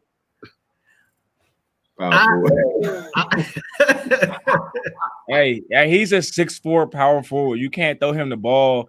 That's like throwing. What's the dude who used to play for the Hawks? Who I seen him at Lennox, big dude. Dang, I can't think of it. Kevin Willis. Yeah, it's like throwing him. Hey, Kevin Willis still beat your ass, bro. Kevin Willis ain't what to do. 12, brother. Watch out now. Hey, Kevin Willis looked like he on the bench press every morning still to this day. Kevin Willis is huge, bro. I saw him in the Nike store at Lennox one time. I'm like, man, this dude big. Hey, so Coach Washington talking about college football. If you're a top college football player, do you play? Not if I'm about to go to the NFL. Well, here's the other part about it. Most of those top college programs, like, they're getting tested. Like, yeah, they're getting tested frequently. Like, I ain't gonna say every day, but they getting tested a lot. Yeah, they got access to it. Probably they're gonna have access to testing and rapid results probably. But I don't know. I don't know if I can get that answer. I don't. It's tough for everybody. Right? I don't know about football. I can't really speak on that. Yeah, that's gonna be tough. Well, I know their fans gonna want them to play. Hey, they have to play. That's a lot of money. They're gonna play. If you are a top basketball player, college basketball player, do you play? Summer practice about to kick off. We need to be back on campus. I got one better for you because you're talking about that player, right? Yeah. But the player is gonna be in the dorm room or their apartment once the year starts. What about the older coach who's coaching in college? Does Coach K take a year off because he doesn't want to risk it? Roy Williams, Leonard Hamilton. Coach K gonna have an ill. Hey, wait. Yeah, I heard about his impression. I heard about that. Yeah, It was horrible. Can you do it again? I did not do a good Coach Huff. I'm waiting on it though. I've been in the mirror. I've been working on it. I did not do a good Coach Huff last week. Or Thursday. I don't know how good I did you, Bryce. Hey, Bryce, he killed it. That shit was hilarious. He killed it. Right. I ain't gonna lie. I'm top 10 in the world, dog. Hey, I'm gonna say this, man. I'll just get my opinion and I'll put it on Twitter. I feel like this. Look, if this is the road that we're going down, I am high risk when it comes to COVID. But I am a part of the basketball community, and I do have kids that came to my organization and are dependent upon me to help them get to the next level. So all personal feelings aside about how I feel about how we're handling this from a leadership standpoint, if we're moving forward with this, I'm shocked that we haven't done more. I'm disappointed that we haven't done more when it comes to safety. But if we're moving forward with this, then we're moving forward with this. And I'm going to go out there because I feel like coaches are servants first. I'm going to serve. And especially if GHSA and the school board say, hey, we're moving forward. Like I saw my son's virtual schedule. Marietta School sent it out. And you know, at the bottom of the schedule, what they have at the very bottom, 3 p.m., GHSA athletics. So that hit home for me that I have kids in my program that I have to prepare to make sure that you're ready for varsity basketball. And I'm saying that because I got 9th graders. So I have to do what we have to do to prepare you to have an opportunity to play varsity. Even if you got a college offer in 9th grade, you can't sign that shit. It doesn't matter. No, it doesn't matter at all. So my job, my next level right now for my 9th graders is if you're on varsity right now, I want to make sure I give you what you need to be a starter. If you aren't on varsity, I'm trying to get you on varsity. That's the next level. And if this is where we're going, I got to participate. We got to come outside. I'm getting ready to come outside, mask up August 1st. But Trey, you know what? You get a lot of, I'm gonna give you a lot of credit for saying that because you're not trying to skip a level. No, and say you're doing it the baby steps and better preparing them to get when they're juniors and seniors. And now is their time. So all we do is shell drill, bro. I'm trying to get you ready for high school. Mm-hmm. You can't skip. You can't, like, if a 2023 has a great AAU season, they go to high school and they suck and they can't get on the floor. Can't get an offer like that. I don't think maybe you can. I don't think I've seen it. So, but I feel like, you know, instead of continuing to be divided and to point fingers and all that too, that we're one basketball community. And, you know, sometimes you got to support leadership even when you think that they're wrong at times, or when, you know, maybe not necessarily right or wrong, but when they're not doing what you think they should do. sometimes you still got to support them through it, because people aren't great leaders overnight. That shit develops just like these kids develop. So still got to stand behind them. We still got to support. We still a basketball community. We still won Georgia. Hey, I hate to shift gears, but Huff, did you shave your beard? I did. Hey, that's what happened when niggas start getting skinny, dog. He'll start slimming down. Now everything wanna. Hey, See. I peep. Hey, when outside open up, Huff gonna be. He like outside about to open up. I'm gonna be ready. And we ain't gonna talk about the big bottle of water too, because we'll leave that for offline. Hey man, all I'm just saying, man, is that this pandemic has caused a lot of people to either I think Coach Moultrie gave me this statement. They become a drunk, a chump, or a hunk. I chose the latter. Hey, good comment from Sylvester. Here we go. The ugly truth no one wants to discuss. Steroids weakens the immune system.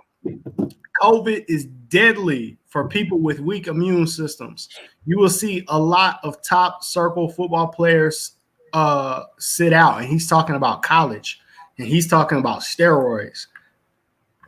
I have nothing to add because I don't know. Yeah, but man. Wow. It's gonna be interesting to see what happens. Let's get healthy. I want to get back on the show. I'm at this point, I would be okay if I didn't see, especially NFL, because the Redskins are going through a lot of stuff right now that I was under. They're not even the Redskins anymore. So Red Tails, Red Wolves, whatever they are, they got a lot of stuff going on. But let's go back to the conversation we had about NFL owners before, when we were talking about Jay-Z and his work with the NFL. And we started highlighting the fact that NFL owners be wilding. Hey, wilding. Like, yeah. I mean, we called that stuff out and gave examples of drug use and abuse within NFL ownership, with issues with women in NFL ownership. Do your Googles, look up the Indianapolis Colts owner and what type of dude he is. Look up Jerry Jones and look what type of dude that he is and how he moves. Like, it didn't. Dan Snyder's not been the best guy. Like, yeah. He's not been the best guy. It's still HTTR, but not because of him. That's for sure. Isn't he selling the team? I mean, I don't know, man. I just know we got a lot. We in bad shape right now. In bad shape. We'll see how it goes. My team. If y'all see me pull up with a Washington Red Wolves jersey on, don't say nothing. Just. I don't know what the Red Wolves are. Neither do I. Neither do I. What? That's Arkansas State. Yeah. It sure is.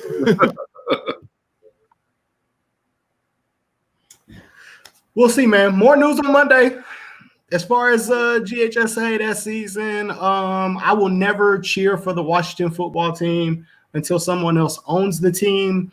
I will add that to my list of just the NFL period, until Jerry Jones is gone, until the Indianapolis Colts owner is gone, until, like, we got a few. I got a list. Hey man, while we're on different sports, I know the basketball is playing in the bubble, but there's some issues with baseball, man. There's some cities that say your team can't play in these cities. They're not allowing it. Toronto. Say they can't play in Toronto. We're not allowed to. We basically can't leave. Yeah, Washington Nationals. Oh, yeah. I got a bone to pick with you. How you gonna give Larry your volunteer assistant coach gear, Larry O'Bannon, and you ain't gave me nothing? I've been knowing you for years. Hey, I ain't got no holy innocent shorts neither, Huff. What's up with that, bro? I ain't got a t-shirt. Check this out, Dre. Larry works with me. Larry comes to work with Holy Innocence gear. I'm like, what the fuck is this? Look, and Huff gonna call me. You know who this is? Man. Drake. I ain't got a size big enough for you, dog. So I'm just gonna Damn. I'm You being ain't got a serious. 2X Huff? No. Larry got the last XL that was. But Hey. I hooked you up, Lock, because you can wear a large. Yeah. That's whack. Dude, Larry came to work with that on, and I was like, wait, hold up. You work with Huff, sister. Hey, Huff. Lock was on your head early when y'all was losing, dog. I was still rolling, dog. Right. He was on my head, Drake. I deserve to have a special pair of 2X's ordered, dog. What's It was going on? motivation. I know I would come into the show like, man, this man finna say something else about me, man. I gotta It was I call it motivation. Right. Hey, Lock, who else's high school shorts would you wear? Out of all GHSA, whose high school shorts would you rock? Oh, we gonna West Albany stuff, so don't even like. I'm gonna wear the Monroes down in Albany. I'm gonna wear the Westover. I'm gonna wear South Cobb. I'm gonna wear Dutchtown. I wish I could wear Pebblebrook, but Washington bullshit. Now, hold on. Are we talking about because of how they look or because you like the team? I'm talking about because of how the shorts look. Oh, how to look? No, I like the black Pebblebrook shorts when Colin played. Fire. I always like those. Fire. You're not getting out of those. They Nike school. Yeah. Who else had some dope uniforms that I seen? St. Francis had some good ones. I always like those. The white ones or They the blue? three stripes now. They three stripes. You know, I was on Instagram the other day scrolling my Explorer page, and they are selling Sharif Cooper's jersey on Instagram, like really selling it. Like you can buy his jersey, high school jersey, McEachern. Wow.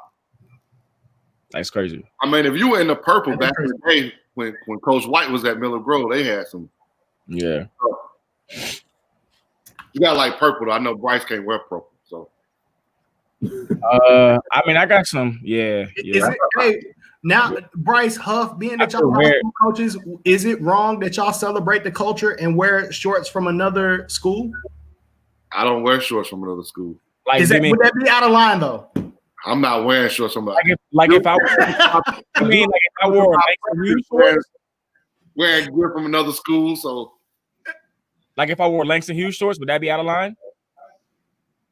I think it's fashion. I don't think it's out of line. No. I can't do that. If I'm telling my players you got to walk in practice or weights or whatever with our stuff on, why am I gonna wear something different?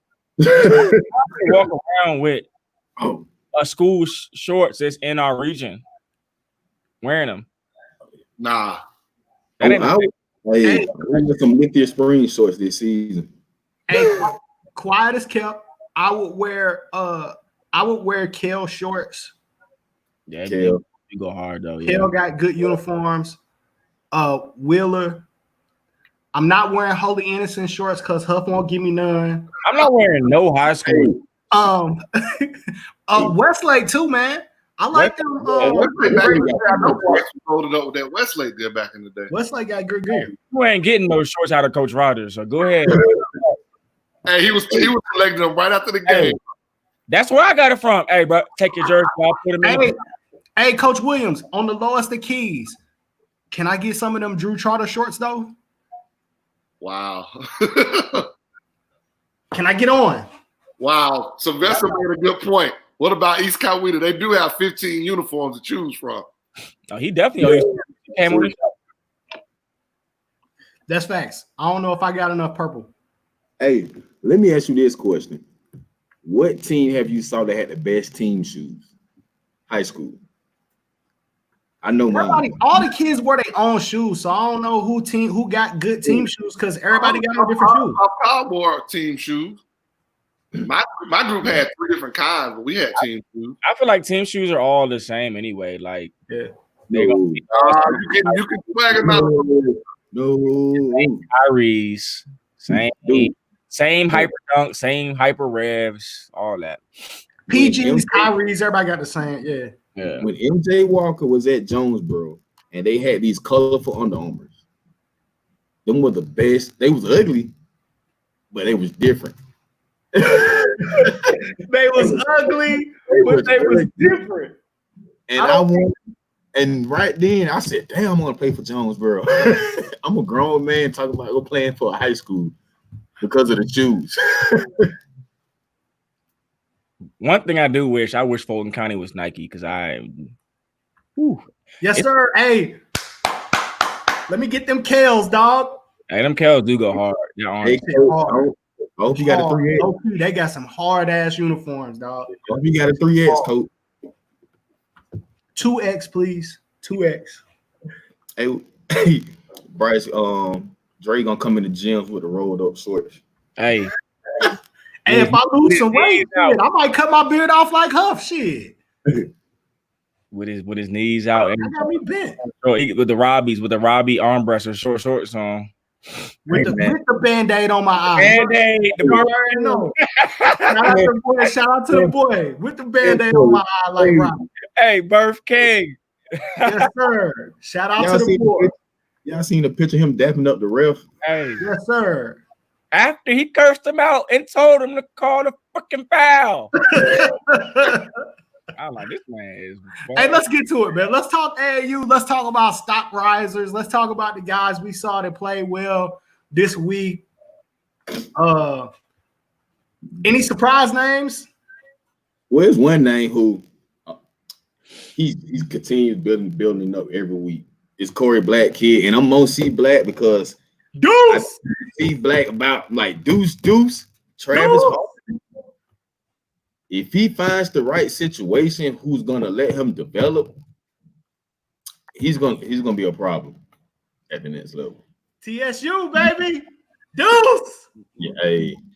TSU gonna offer two kids that I really want them to take that offer. Deuce had a good. Yeah, he's been having a good couple of weekends. But man, I agree with Deuce. Travis Harper, by the way, for people who don't know his real name. It's another kid that I fell in love with. I watched him through middle school, and I'm finna put the pressure on him because that's what I do. He's out of Middle Georgia. He's out of Millersville. Christian Burnett. He plays for Team Georgia Magic 16U. Yeah. They call him Ice. He's icy. He doesn't have a name for nothing. He had a good weekend, shot the ball well, plays the right way, plays hard. And he's a guy that I'm always going to keep on my radar for the next few years. So he was a kid that stood out to me over the weekend too. I want to shout out a kid that is 2023, 15U. I like what I'm seeing from Amir Taylor. He's a Georgia Cane kid. Amir had a great weekend. He had a really good weekend. Like his body looks different. He's sitting down on defense, dog. He pressuring the ball on every possession. Like I really like what I saw from him, man. Like I didn't go to the Canes 15U to watch him, but he stood out. And it's crazy on the video. I didn't even know who he was. I had to text and ask who he was because he cut his hair off. I'm used to seeing Amir Taylor with the hair on top of his head, cut his hair off. But man, he looks good. Playing good basketball. He looks really good. Ooh, Drake, Santa Cruz has a kid. They call him L. Smith. About 6'5", 6'6". I think he's 2023. Long, athletic, lefty. He had a couple of great games over the weekend. So you're gonna have to make a trip down there to go watch him for me. The kid that I like, he didn't play last weekend. He played in tip-off classic or at tip-off one. Jermaine's event was and I don't remember his name, but he plays for Express. He's high on my list as kids that I like. I think Locke tweeted on him. You tweeted on him at one time. Israel. I think that's it. You go to Shiloh. Yeah, Israel. Yeah, I like. Yeah, he's tough. I didn't get a chance to watch many games this weekend. Not like how I really wanted to. So I'm calling this early. Dutchtown will win another state in 2 years. Man, I thought you were gonna say next year. They got talent. No. Dutchtown got some talent. I seen this kid named Braxton Cooley, 6'2", 6'3", per jump shot. Man, he was knocking down threes all weekend. Yeah, so, shout out to Georgia Chiefs Academy. Great program.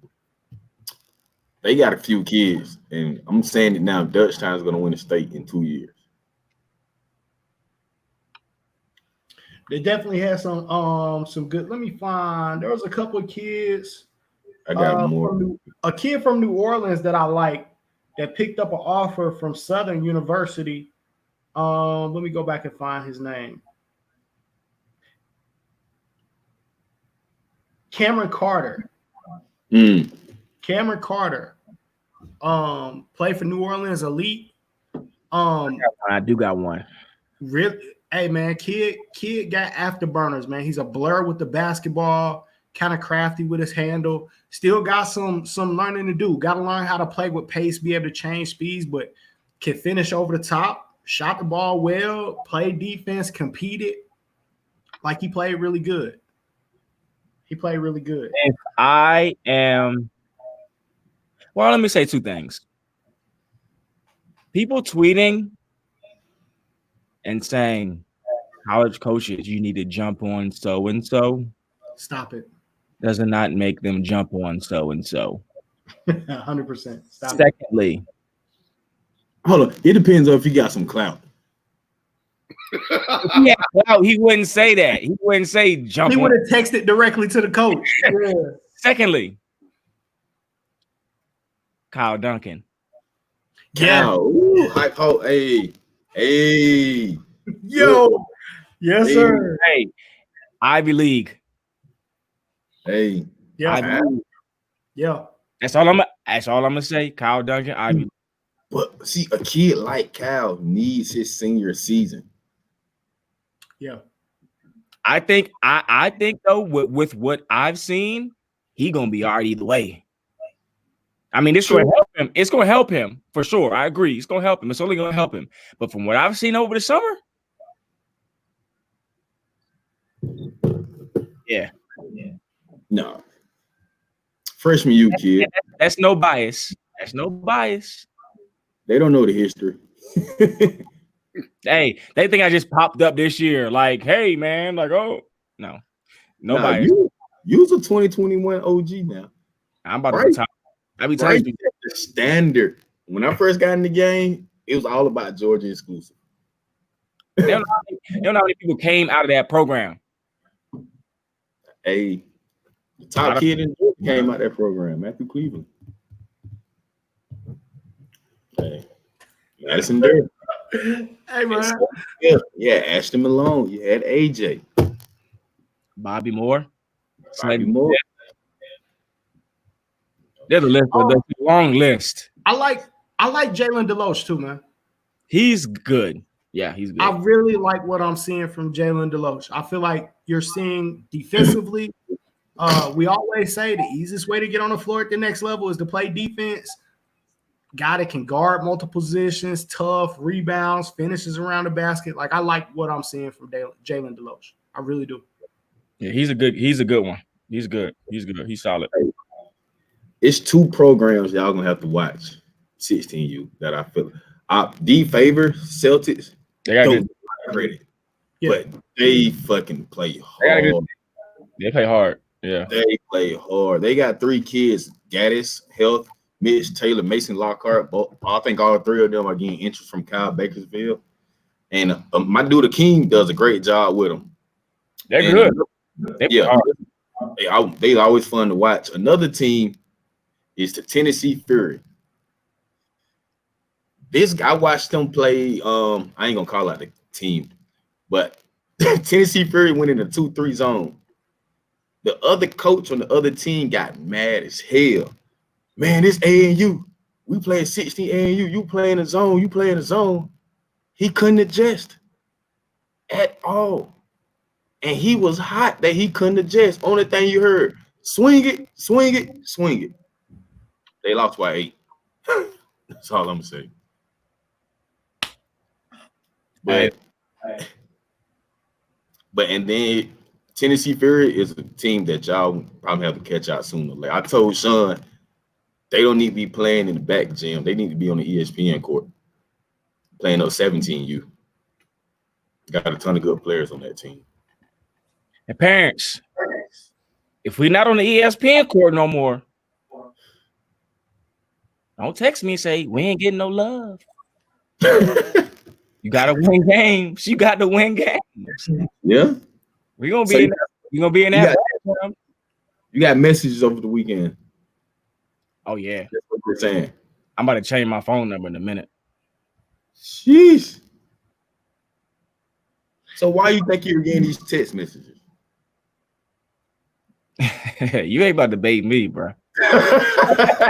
Hey, I'm waiting on Locke. And Locke been passing the ball all episode. Like, I'm ready for the shooter. Locke, come on, man. We need a dunk, slap the glass. What's going on?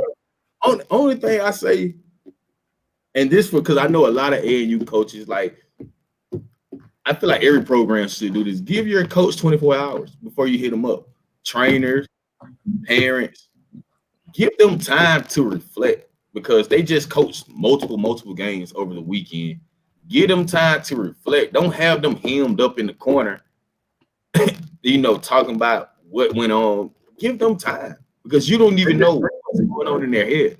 Maybe it should be the whole weekend. Don't just give them 24 hours. Like, they give you 30 minutes. They give you 30 minutes. Yeah. But that used to be, pre-pandemic, I'm having a team meeting. You ain't gonna talk to me until the next day. Yeah, I think just last minute, we trying to get things together, but in the past, nah, you ain't. No. Hey, Cherokee High School is gonna be even better next year. Tyler Owens is playing well.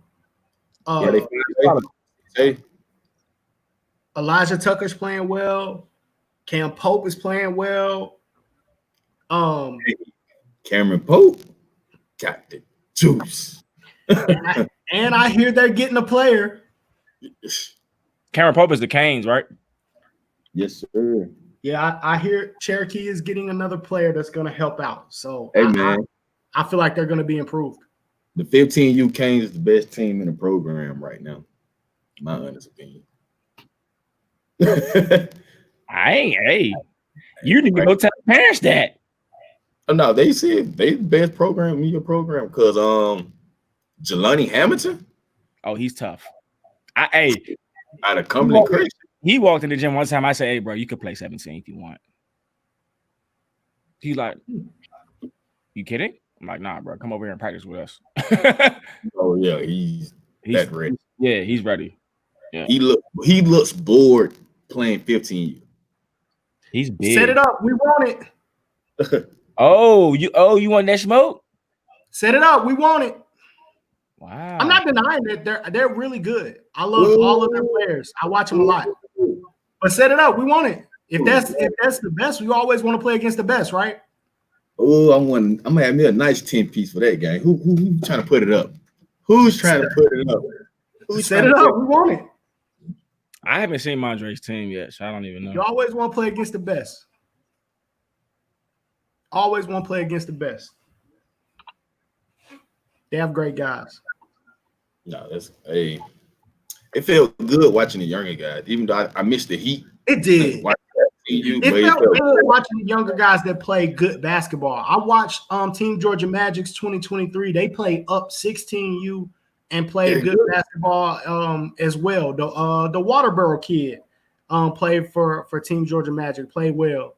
Thomas Water, he played. So I mean, at this point, though, to be honest, if it's not an out-of-state team lock, you've probably seen all the 17U teams. You know what I mean? Like, yeah.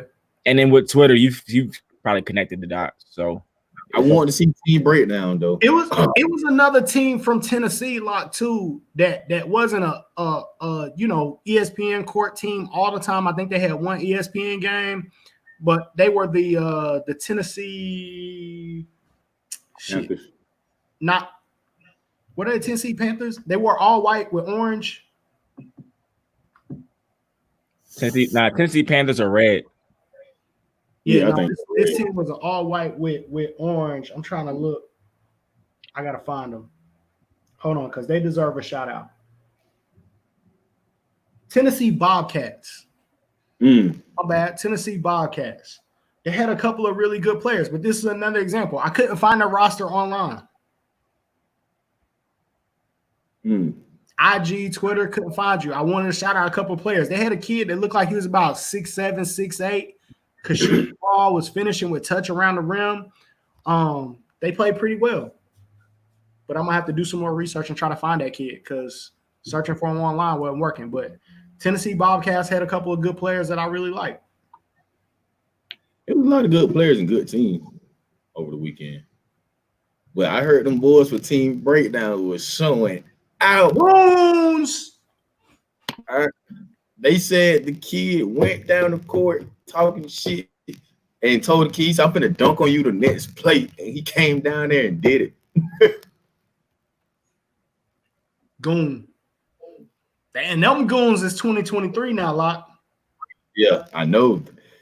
I hope we get that Team Breakdown versus Celtics.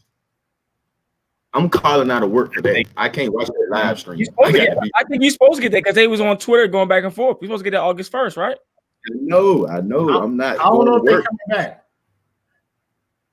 Are they locked in? Are they coming back? Hey, man. That's crazy. I want to see it. It's hard for me to imagine, though, that a 2023 kid is going to be able to hang with Jabari. It's a lot to hang. I don't know. FC Breakdown dudes was legit. It was legit. I don't know. I mean, but you know what I'm saying? Like, I feel like the edge when it comes to knowing how to win a game is going to go to the more experienced player a lot of times, especially a player like them. Like Jabari. So we'll see. But I love to see it, though. Yeah. Speaking of Jabari, I think Matt Cleveland is committing later this week. On Tuesday. You know that throwback is going to be on the way. Does anybody know? Hey, fam, why in the hell is Kevon Moore leaving Clemson? Does anybody know? Lock knows. Lock knows. Lock ain't going to say shit, though. I'm hoping somebody else know. I told you what I knew. Wait, you know that for real? Can I give my honest? Believe that shit. Can I give my honest opinion on that situation? Yeah, go ahead. I watched them practice last summer, and he was coming back off the injury. Yeah, and he had a severe injury. Yeah, and I just feel like that injury was just still there.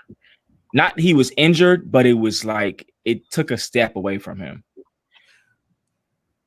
That's and I couldn't, like, for me, I just could see him like kind of almost dragging his that. You know what I mean? I just didn't see ACC. Like, I think that not that he wasn't good enough for ACC. I'm saying after that situation he had, I think it was tough to bounce back from. I think that's what it's been.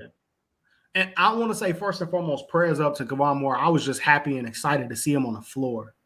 That kid, understanding the injury that he had, deserves it. But that brings up a good point, Bryce. And I'm not knocking, Clemson or anybody because I don't know, but and he didn't get to spend, a whole lot of time there. But the training and rehabilitation that you get is going to be different at every school. I don't know if like Dr. James Andrews handled his surgery or that was it. I don't think that had anything like that. So I think it's just a tough injury to come back from, and then to play at that level. Play at that level of that high level of ACC. It's no higher level than that. You know what I mean? Yeah. I just think it was tough. Like it was tough. But Kevon, we rooting for you. We love you, bro. I want to see you back. I hate that it didn't work out. He played better down the stretch of the season if you go back. He did. I thought he did. Hoopers can hoop. Praying for you, bro. Love you, man. Wherever you land, we want to see you hoop. I had to throw that out there because I didn't. It was really late in the game. Yeah. We getting close to our time, man. Anybody else that we wanna make sure we show love to and call out? Shout out to Brad Martin's event. I mean his league that he's doing down there. on the south side, EYA Sports. He's been putting a lot of kids out there, especially like the 21s and the 2022s and 2023s. And I haven't made it out there yet. Hopefully I can make it out there soon, but he's doing big things down there on the south side, just giving these kids a platform to showcase their ability. For sure.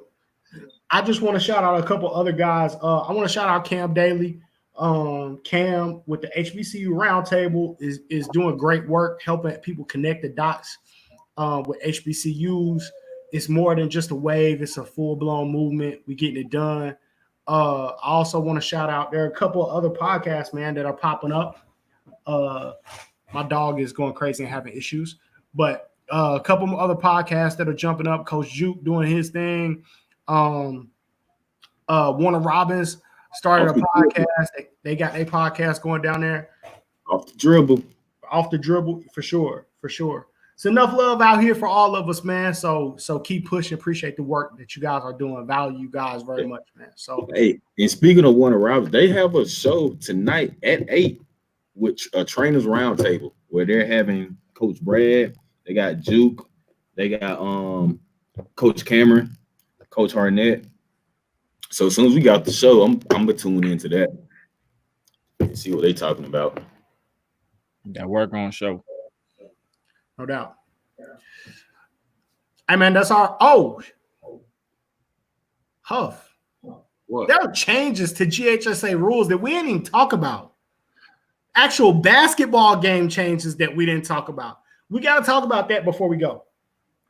Lay it on us, Huff. Coaches, you better be ready to coach. There was an email that was sent to basketball coaches this week that said the GHSA has taken the bull by the horn when asked by the National Federation of High School Coaches to make a change involving fouls. The 1-and-1 bonus will now be shot on the 6th foul, and double bonus will now be on the 8th team foul.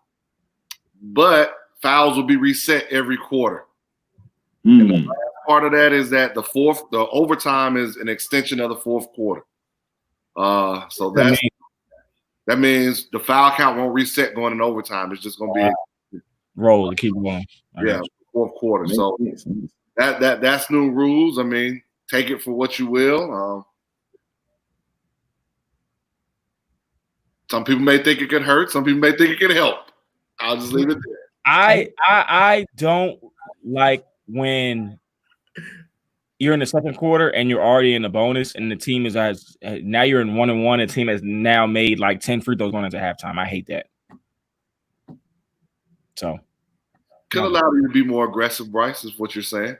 Could be more aggressive knowing that foul count is going to reset for you. Yeah, it resets. And then, I mean, like, you're just giving away points because you've been in the 1-and-1 the whole first half.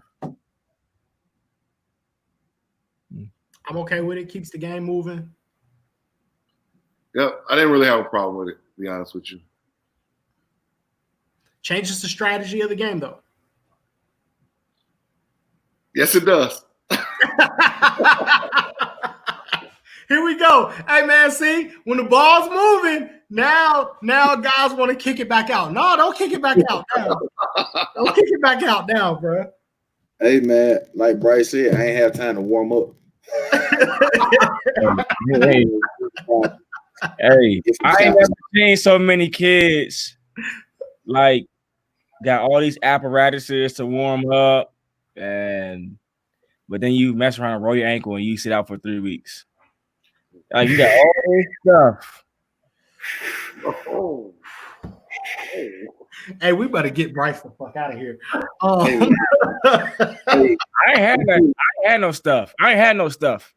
So I had ankle braces, and if I ain't with ankle braces, it was on me. Hey, Bryce, we're supposed to be running the clock out, dog. You hit another 3. We're supposed to be running the clock out, dog. My bad. I'm done. Bryce came back in off the bench. Bryce said he got to shoot it. It's a shot clock now. Hey, Bryce said, if you want me to stop scoring, stop me. Damn. Okay. Hey, man, as we close, let's – Bryce hit for 60. As we close, let's talk about a couple of things. Huff, I'll give you as the Atlanta resident, born and raised on this podcast. I will show a couple of things on the screen and let you lead us out. Oh man, no doubt, man. Not just Atlanta, but I just think we as people in this nation, we lost two great leaders in the past 48 hours, in John Lewis and C.T. Vivian. Obviously, they're from Atlanta, and being somebody that's from Atlanta, I can't tell you the amount of respect and leadership that both these gentlemen have shown, not just now, but throughout their entire lives, and what they were able to do with the civil rights movement, and even the movement that's going on right now. So I just think it's something that, again, I talked about earlier in this show about leadership, and I think these two gentlemen are epitomes of leadership and how you move forward in your life, no matter what you're trying to accomplish. They empowered, they transformed, and they tried to promote in whatever they were trying to do, and I think that's really big for us right now. So I just wanted to make sure we paid our respects to two great leaders in this nation, in this world, and especially coming from the city of Atlanta. So appreciate it, Dre. No doubt. No doubt. Always, man. Hey, listen, leaders are so important. I think we're getting to see that. It's being highlighted every day that we live. Leaders take control. Don't just manage us through situations. Forecast. It's on you to put the vision out for everyone else to follow. It's not about where we've been. It's about where we're going. Show us where we're going. Tell us where we're going. Paint the vision for it. Get everybody excited about where it is that we're going and what we're trying to accomplish, man. That's the goal for every leader, man. Don't get distracted. Don't get distracted. Don't get distracted. There's still a movement that's out there that still has to be addressed. There's still racial inequality. There's still racial injustice. So do not get distracted. As Amir, who was on our show, said, let's keep the main thing the main thing. Just because NBA maybe is coming back, and because we had the TBT, just because we're playing AAU, do not get distracted now. No doubt. There are people in the nation that are still protesting. In the streets every day. Yep. Those marches have not stopped because they stopped putting them on TV. We're in the streets every single day. It's still happening. So, all right, man. Hey, that's our show. We love you guys. Love the Game Army. We'll be back on Thursday. Make sure y'all lock in with us Thursday at 8 o'clock. It's the Love of the Game podcast. We out.